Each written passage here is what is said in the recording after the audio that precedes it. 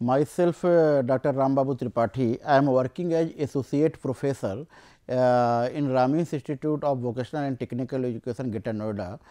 Today, we will discuss about the E1 and E2 reaction. Basically, the E1 and E2, these reactions are included in your syllabus BP 202T in the unit second. ठीक है, तो ये E1 और E2 का क्या mechanisms है, E1 और E2 reaction में क्या डिफरेंस है, कौन से फैक्टर होंगे जो हमारे E1 और E2 रिएक्शन को कंट्रोल करेंगे, उन सारे रिएक्शन को हमें डिस्कस करना है। और इसके बाद लास्ट में हम थोड़ा सा इसमें फोकस करेंगे कि कार्बोकैटायंस क्या होते हैं। कार्बोकैटायंस आपने ऑलरेडी पढ़ चुके होंगे कि कार्बोकैटायंस आर दोज आयंस या दोज कैटायंस, कैटायंस नाम के लिए पॉजिटिव चार्ज, यानी वो carbocations are mainly positive in natures के होंगे। और ये कार्बोकैटायंस जो होंगे ये इनकी स्टेबिलिटी डिपेंड करेगी इनकी E1 और E2 रिएक्शंस को। तो हम जब E1 और E2 पढ़ेंगे तो साथ में एक वर्ड कार्बोकैटायंस वर्ड आएगा, तो आपको कन्फ्यूजन नहीं होना कि कार्बोकैटायंस है क्या। तो आपको अभी सिंगल एक याद है ना, कार्बोकैटायंस होंगे जो जब कार्बन के ऊपर पॉजिटिव चार्ज आ जाएगा तो उसको बोलेंगे हम कार्बोकैटायंस। अब पॉजिटिव चार्ज कब आएगा? जब कोई किसी चीज़ को डोनेट करेगा। आपने देखा होगा अगर वो लेता है तो निगेटिव चार्ज आता है, दे देता है तो पॉजिटिव चार्ज आएगा। इसका मतलब जो पॉजिटिव चार्ज आ जाएगा तो उसको वहाँ उस कार्बन पे किसी न किसी चीज़ की डिफिशियंसी हो जाएगी। तो जो डिफिशियंसी रहेगी इलेक्ट्रॉन की, तो इसका मतलब वो क्या होगा, वो अनस्टेबल होगा, वो किसी न किसी से रिएक्ट करेगा। इसीलिए जो कार्बोकैटायंस होते हैं मोस्टली वो अनस्टेबल नेचर होते हैं। ठीक है, तो ये आ गया कार्बोकैटायंस। अब आप सेकंड डिपेंड कर, आपने देखोगा E1 और E2, E फॉर होता है इलिमिनेशन रिएक्शन। तो आपने देखा होगा कि जब हमने पढ़ा था एल्केन्स में, जब हाइलोजनेशन पढ़े थे, आपने देखा होगा यूनिट फर्स्ट में, तो हमने उसमें मीथेन को हमने रिएक्शन कराया था क्लोरीन के साथ, और उस रिएक्शन को बोले थे सब्स्टिट्यूशन रिएक्शन। यहाँ पर जो हम रिएक्शन देख रहे हैं है तो आपका ये भी एल्केन ही है, ठीक है, या तो आपका एल्कोहल है तो अनसैचुरेटेड कंपाउंड ही। ठीक है, यहाँ पर आप देखें कि यहाँ पर आप क्या हो रहा है, अनसैचुरेटेड से सैचुरेटेड बन रहा है या सैचुरेटेड से अनसैचुरेटेड बन रहा है। ये कैसे आइडेंटिफाई करना है? आप देखें कि जो प्रोडक्ट बन रहा है यहाँ पर, वो प्रोडक्ट किस में आ रहा है, आपका एल्कीन में। इसका मतलब कि ये डबल सिंगल बॉन्ड से प्रोडक्ट कन्वर्ट हो रहा है डबल बॉन्ड में। ठीक है, अब एक डिफरेंस तो ये हो गया। सेकेंड डिफरेंस क्या है, सब्स्टिट्यूशन और इलिमिनेशन। इलिमिनेशन का मतलब है, सब्स्टिट्यूशन का ये है कि एक जाएगा तो दूसरा उसको रिप्लेस करके, एक आएगा और दूसरा जाएगा, रिप्लेस करेगा। इलिमिनेशन में वो इलिमिनेट ही कर देगा, उसकी जगह में कोई भी दूसरा एटम सब्स्टिट्यूट नहीं होगा। जैसे आप देखें इसमें ये क्या है, 1 ब्रोमोब्यूटेन। 1 ब्रोमोब्यूटेन आप देखें, अगर हम ये अल्फा क्यों है, क्योंकि अगर हम ये ब्रोमीन को फंक्शनल ग्रुप मानते हैं तो फंक्शनल ग्रुप के बाद का जो पहला कार्बन है वो अल्फा, दूसरा है वो बीटा। तो अब आप देखें अल्फा से हाइड्रोजन निकल जा रहा है और बीटा कार्बन एटम से हाइड्रोजन निकल रहा है। इसका मतलब आप ध्यान दीजिएगा, अल्फा से और बीटा से 1 और 2, अगर हम इसको फर्स्ट पोजीशन मानते हैं CH2 को, तो फर्स्ट, इसको हम क्या है फर्स्ट, और ये कौन सी पोजीशन है, सेकेंड। फर्स्ट पोजीशन से हाइड्रोजन और सेकंड पोजीशन से आप हाइड्रोजन, और दोनों यानी 1 और 2, इसका मतलब यहां जो निकल रहे हैं वो किस पोजीशन से निकल रहा है, फर्स्ट और सेकंड पोजीशन से। ठीक है, इनकी जगह में कोई दूसरा एटम्स नहीं आ रहा है, ये दोनों निकल जा रहे हैं। और इसके बाद यहां पर क्या आ जा रहा है, आपका डबल बॉन्ड। देखिए ये CH की जगह में क्या हो गया, ये CH रह गया और ये CH2 रह गया। इसकी जगह में कोई, इस H की जगह में कोई दूसरा एटम नहीं आया, इस ब्रोमीन की जगह में कोई दूसरा एटम नहीं आया। इसका मतलब इलिमिनेशन रिएक्शन में कोई चीज इलिमिनेट होगी, रिमूव आउट होगी, उसके जगह में कोई दूसरा एटम नहीं आएगा। ये डिफरेंस है आपका इलिमिनेशन और सब्स्टिट्यूशन में। सेकेंड डिफरेंस है कि इलिमिनेशन के 2 एग्जाम्पल बहुत अच्छे एग्जाम्पल है, एक होता है आपका डिहाइड्रेशन और दूसरा आपका डिहाइड्रोहाइलोजिनेशन।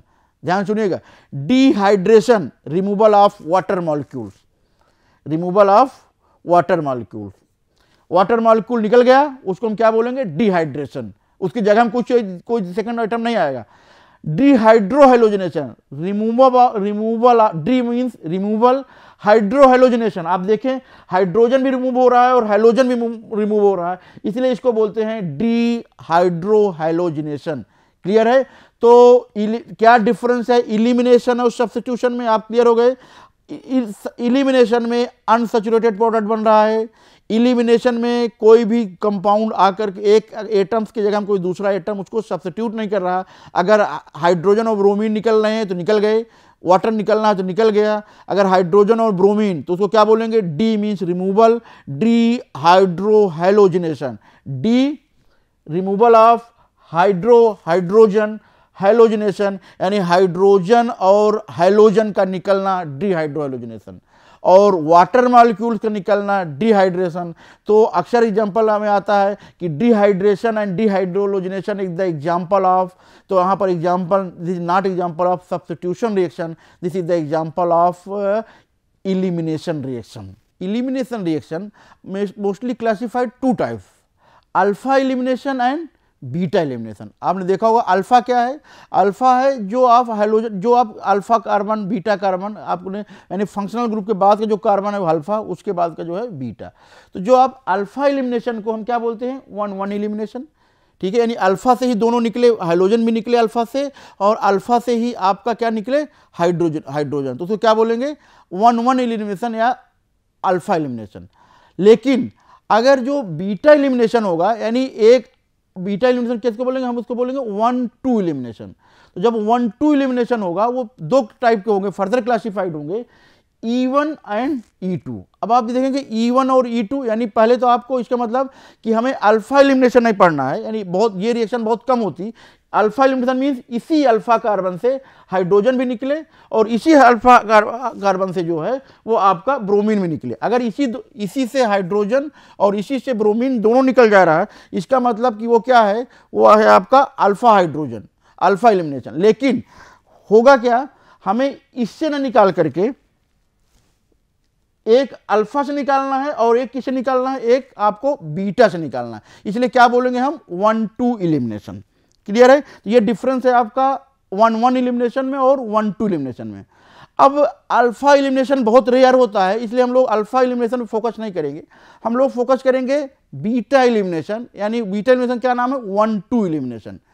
और ये बेसिकली टू टाइप्स की है, E1 एंड E2। ठीक है, E1 एंड E2। अब जो क्या डिफरेंस है E1 और E2 से, आप देखिए ये डिफरेंस मेनली किया गया था कितने स्टेप्स में होती है। ठीक है, क्या एक तो स्टेप्स में होगा या तो ऑर्डर ऑफ रिएक्शन में होगा, या तो इसका मतलब अगर आप डिफरेंस देखें E1 और E2, पहला डिफरेंस ये है कि E1 रिएक्शन 2 स्टेप्स में होगी ना, उल्टा है, और E2 रिएक्शन जो है वो आपकी 1 स्टेप में होगी। ठीक है, E1 रिएक्शन 2 स्टेप्स में होगी और E2 रिएक्शन आपकी E1 आपका 2 स्टेप्स में होगा और E1 आपका 1 स्टेप्स में होगा। इसको हम डिटेल डिस्कस करते हैं आपको नेक्स्ट स्लाइड में। क्या मैकेनिज्म हमने क्या पढ़ना है? डिहाइड्रोहेलोजिनेशन। क्लियर है? डिहाइड्रोहेलोजिनेशन, इसका मतलब हमें हाइड्रोजन भी निकालना है और हेलोजन भी निकालना है। तो जो इसका मैकेनिज्म होता है वो 2 स्टेप्स में होता है, और ये मोस्टली प्रेजेंट होगा इन प्रेजेंस ऑफ बेस। कोई ना कोई बेस यूज होगा जो कि उसको इस रिएक्शन को प्रमोट करेगा। तो फर्स्ट स्टेप में आप देखें, फर्स्ट स्टेप में फॉर्मेशन ऑफ कार्बोकैटायंस, यानी पहले कार्बोकैटायंस बनेंगे। वो कार्बोकैटायंस कब बनेंगे? जब कार्बोकैटायंस आपका कोई हाइड्रोजन रिमूव होगा। आप देखें इस रिएक्शन में ये आपका क्या है? ये है आपका,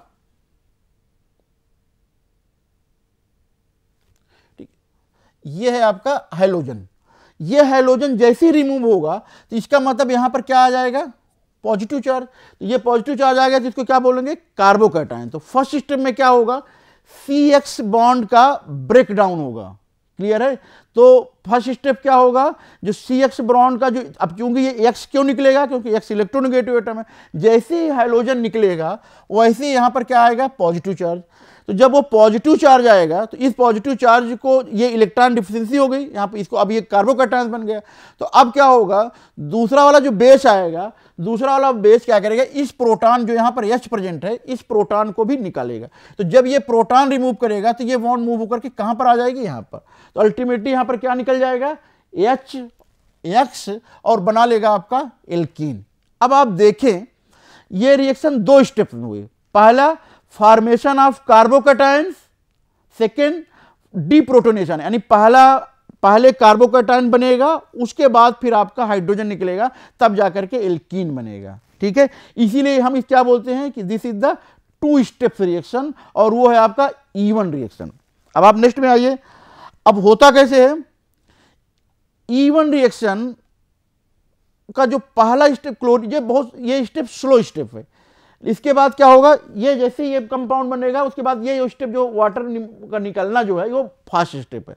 अब होगा क्या, जो इसका रेट ऑफ रिएक्शन है, rate of reaction only depend upon the concentration of rate of leaving group, यानी जो group move hydrogen, chlorine, bromine जो है उसके नेचर पे, हाइड्रोजन के नेचर पे डिपेंड कर रहा है। इसीलिए चूंकि इसका नेचर डिपेंड कर रही है रेट ऑफ रिएक्शन सिर्फ लीविंग ग्रुप पे, इसीलिए ये रिएक्शन जो है वो फर्स्ट ऑर्डर की है। इसीलिए हम इस रिएक्शन को बोलते हैं E1 रिएक्शन। क्लियर है, फर्स्ट ऑर्डर की रिएक्शन, इसलिए E1 रिएक्शन। लेकिन ये कितने स्टेप में हो रही है, ये हो रही है आपकी 2 स्टेप्स में। अब आ जाइए आप, इसका मतलब कौन कौन से फैक्टर इन्फ्लुएंस करेंगे, एल्काइल हैलाइड का नेचर कैसा है, second factor stability of carbocation, third one इसमें सॉल्वेंट कौन सा लेंगे, दूसरा लेंगे आपका स्ट्रेंथ ऑफ बेस। अब हमने पहले ही कह दिया कि रेट ऑफ रिएक्शन ये फर्स्ट ऑर्डर की काइनेटिक है, जिसमें रेट ऑफ रिएक्शन केवल एल्किल हैलाइड के पे डिपेंड कर रहा है। इसका मतलब सबसे ज्यादा डिपेंड करेगा nature of the alkyl halide. तो E1 reaction mostly depend upon the nature of alkyl halide, क्योंकि ये फर्स्ट ऑर्डर की काइनेटिक है, बाकी किसी मीडियम में डिपेंड नहीं कर रही। ठीक है, और जो उसका कार्बोकैटायन का जो रिएक्टिविटी ऑर्डर है वो ऑलरेडी हम लोगों ने पढ़ चुका है कि tertiary carbocation is more stable in compare to primary carbocation. तो वो एल्किल हैलाइड जो जितना जल्दी टर्शियरी कार्बोकैटायन बनाएंगे वो उतना जल्दी E1 रिएक्शन देंगे। क्लियर है, जो कार्बोकैटायन जितना जल्दी बनेगा इसका मतलब जितना जो ज्यादा स्टेबल बनेगा वो कार्बोकैटायन वो रिएक्शन E1 उतना जल्दी देंगे। ठीक है, बेस और टाइप ऑफ सॉल्वेंट का इसमें कोई ज्यादा रोल नहीं है, इसलिए बेस और टाइप ऑफ सॉल्वेंट जो है इसमें कोई ज्यादा रोल इसलिए नहीं डालते क्योंकि बेस और इसका कोई इफेक्ट इसमें नहीं है। सेकेंड में आते हैं E2 रिएक्शन। आपने देखा होगा कि E1 first order, E2 second order. अगर E1 फर्स्ट ऑर्डर है, सेकेंड ऑर्डर था, तो ये इसका मतलब एक को चेंज करना है, तो इसका मतलब जो नीचे लिखा हुआ है वो लिखा हुआ है order of reaction.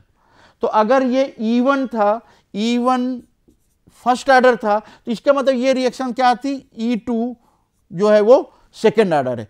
Second order है, इसका मतलब rate of reaction depend upon the nature of alkyl halide as well as the जो आप इसमें बेस ले रहे हैं उस पर भी। इसका मतलब बेस पे भी, इसका मतलब एक इसका आपने देखा होगा अगर एक पे डिपेंड करता है तो ऑर्डर ऑफ फर्स्ट, सेकेंड 2 पे डिपेंड करता है तो ऑर्डर ऑफ रिएक्शन सेकेंड, 3 पे डिपेंड करता है तो ऑर्डर ऑफ रिएक्शन थर्ड। आपने ऑर्डर ऑफ रिएक्शन पढ़ा होगा, मॉलिक्यूलरिटी नहीं, ऑर्डर ऑफ रिएक्शन, यानी द कंसंट्रेशन, वो कंपाउंड जिसका कंसंट्रेशन रेट ऑफ रिएक्शन को डिटरमाइन करेगा वो होती है आपका रेट ऑफ रिएक्शन या ऑर्डर ऑफ रिएक्शन। तो अब आप देखें जो E1 है फर्स्ट ऑर्डर है क्योंकि रेट ऑफ रिएक्शन केवल डिपेंड कर रहा है नेचर ऑफ एल्किल हैलाइड पे।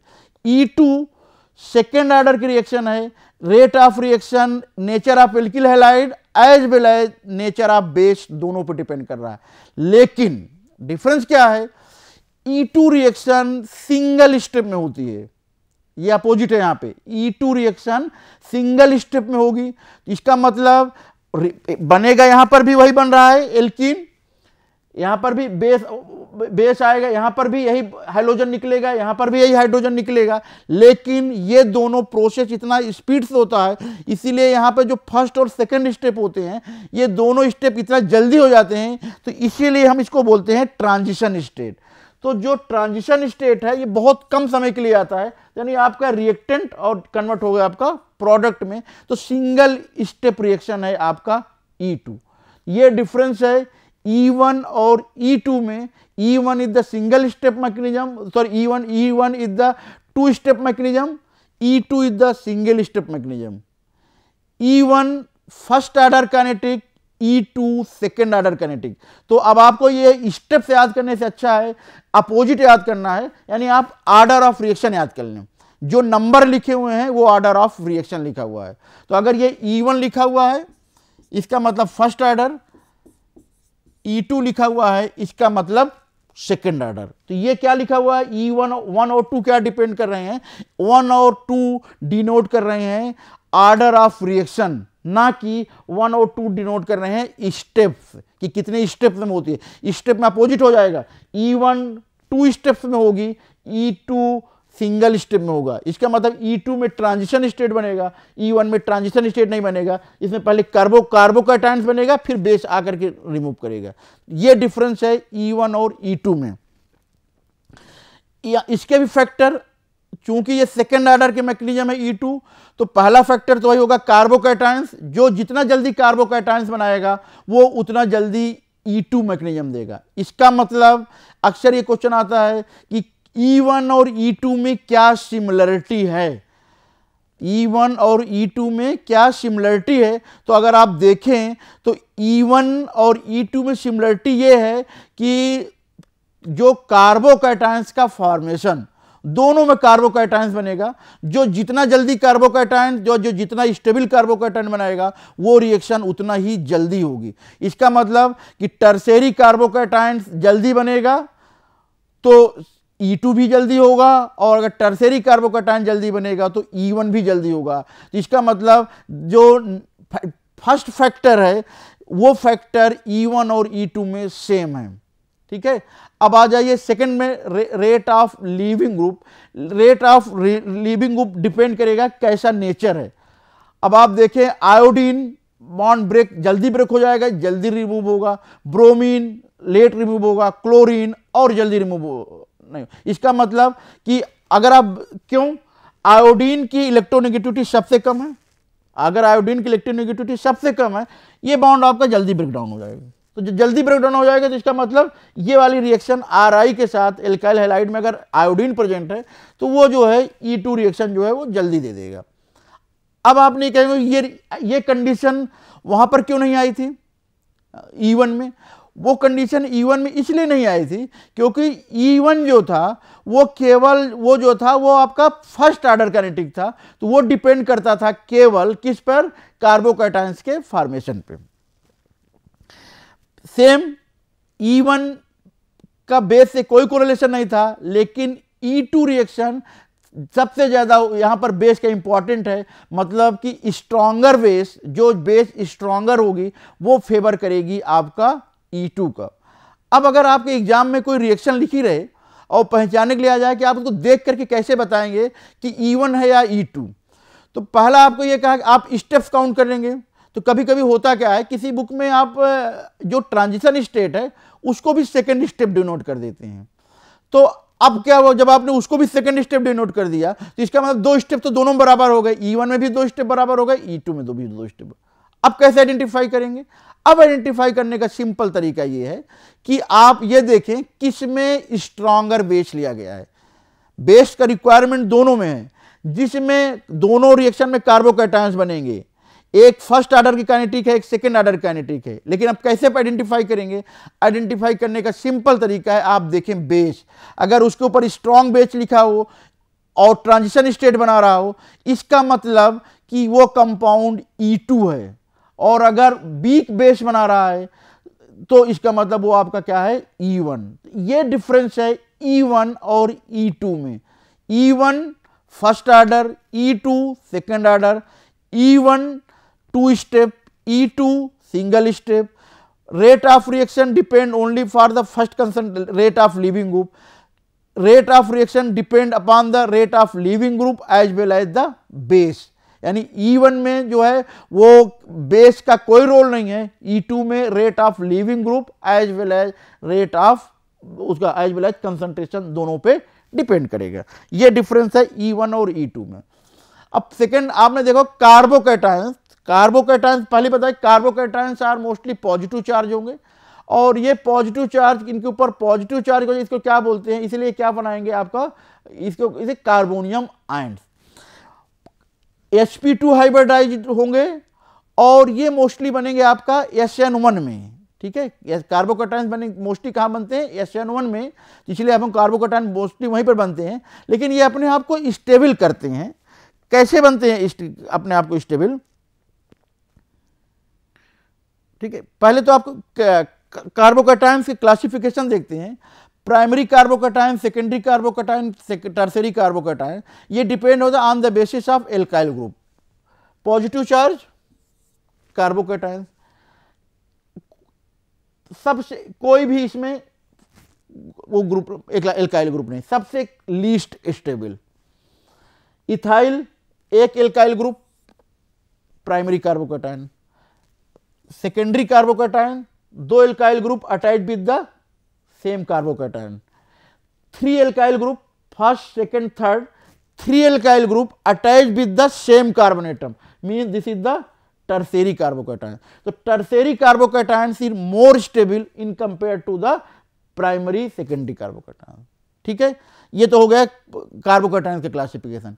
बेंजालिक कार्बोकैटायंस ये क्या होते हैं, बेंजालिक कार्बोकैटायन जिनके पास carbocations means positive charge, positive charge, उससे पहले क्या लगा हुआ है बेंजीन, इस कार्बोकैटायन को क्या बोलेंगे, बेंजालिक कार्बोकैटायन। क्लियर है। Second one allylic, allylic carbocation को क्लासिफिकेशन आप देखें, जो डबल बॉन्ड के बाद का जो कार्बन एटम है जस्ट उस पे जो पॉजिटिव चार्ज है वो है आपका allylic. Carbon atom positive charge carbocation, इसके पहले क्या लगा हुआ है डबल बॉन्ड, इसलिए इसका नाम क्या हो जाएगा allylic carbocation. Third one allylic carbocation के बाद नेक्स्ट हुआ है बिनाइलिक कार्बोकैटायन, वो कार्बोकैटायन जो डबल बॉन्ड के अनसैचुरेटेड कार्बन पे जो पॉजिटिव चार्ज है वो अगर पॉजिटिव चार्ज है तो उसको बोलेंगे विनाइलिक कार्बोकैटायन। कैसे, ये आपका ये कार्बन और ये कार्बन पे पॉजिटिव चार्ज कहां पर है, यहां पर, और अगर यहां पर पॉजिटिव चार्ज है इसका मतलब ये कौन सा हो गया विनाइलिक कार्बोकैटायन। ये कार्बोकैटायंस अपने आप को स्टेबल करेंगे और स्टेबिलिटी का नेचर क्या है, ये अपने आप को रीअरेंज करेंगे। रीअरेंजमेंट कैसे करेंगे वो आप इस स्लाइड में देखते हैं। रीअरेंजमेंट या तो एल्काइल शिफ्ट होगा या तो हाइड्राइड शिफ्ट होगा। अब क्वेश्चन ये राइज करेगा कि ये रीअरेंज करेंगे ही क्यों, रीअरेंज इसलिए करेंगे ताकि ये अपने आप को स्टेबल कर सके। अब आप इसमें देखें प्राइमरी कार्बोकैटायंस, अब आप इसमें देखें प्राइमरी कार्बोकैटायंस, इसको आपने क्या कहा, दिस इज द कार्बोकैटायंस, और ये कार्बोकैटायन किस कार्बन से अटैच है, इस कार्बोकैटायन। अब ये आपका प्राइमरी क्यों हुआ, क्योंकि ये सिर्फ एक कार्बन एटम से अटैच है, वो किससे अटैच है, सिर्फ इस कार्बन से। अब ये प्राइमरी कार्बोकैटायंस अपने आप को जब ये 1 और 2 पोजीशन पे जो एल्काइल ग्रुप लगी हुई हैं वो अपने आप को शिफ्ट करके प्राइमरी कार्बोकैटायन से ये कन्वर्ट हो जाएंगे सेकेंडरी कार्बोकैटायन।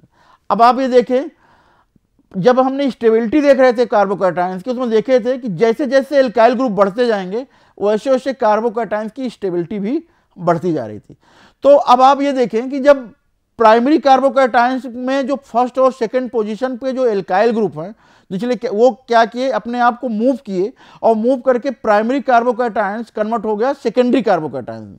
अब आप देखें पहले पॉजिटिव चार्ज यहां पर था, ये पॉजिटिव चार्ज मूव होकर कहां पर आ गया, यहां पर, और यहां का जो एल्काइल ग्रुप था ये एल्काइल ग्रुप शिफ्ट होकर के कहां पर आ गया, यहां पर, इस कार्बोकैटायन। तो इसको हमने क्या बोला, 1-2 एल्काइल शिफ्ट। तो पहला जो होता है कार्बोकैटायन का रीअरेंजमेंट उसको क्या बोलते हैं, एल्काइल शिफ्ट हाइड्रोजन बॉन्ड।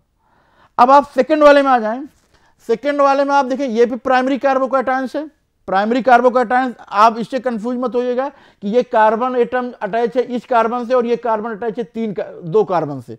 हमें ये देखना है कि डायरेक्ट कौन सा कार्बन अटैच है, तो इस कार्बन से डायरेक्ट सिर्फ ये कार्बन अटैच्ड है, तो अब ये कार्बन किससे अटैच, इससे हमें कोई मतलब नहीं है। तो इसका मतलब ये कौन सा पॉजिटिव चार्ज है, ये हो गया आपका प्राइमरी कार्बोकैटायन। अब इसको स्टेबल करने के लिए क्या हुआ, हाइड्राइड शिफ्ट हुआ, और हाइड्राइड शिफ्ट होने की वजह से क्या बना लिया, ये बना लिया टर्शियरी कार्बोकैटायन। इसका मतलब दो मैकेनिज्म है, एल्काइल शिफ्ट और हाइड्राइड शिफ्ट। अगर एल्काइल शिफ्ट होता है तो primary carbocation should be change to secondary carbocation, लेकिन अगर हाइड्राइड शिफ्ट होगा, हाइड्राइड शिफ्ट में primary carbocation should will change to the tertiary carbocation. और हमने पढ़ा था कि टर्शियरी कार्बोकैटायन सबसे ज़्यादा स्टेबल होंगे प्राइमरी और सेकेंडरी से। इसका मतलब अगर टर्शियरी कार्बोकैटायन मोर स्टेबल है तो हाइड्राइड शिफ्ट ज़्यादा प्रेफर होता है in compare to alkyl shift.